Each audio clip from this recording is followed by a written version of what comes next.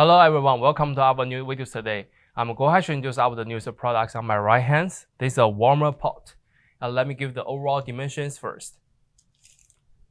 The diameter of the pot is about like 11 inches.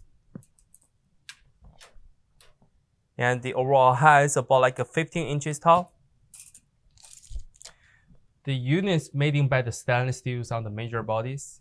And for this the faucets at the front, they're using the plastic handles, and they have two functions to open it. One is auto close and the other one is hold on. We can take a look closer to see the inner side dimensions.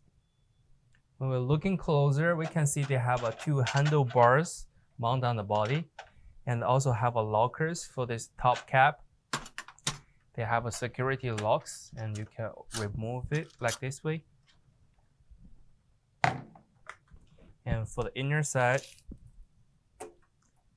it is about like 11.5 inches deep and about like 10 inches diameters.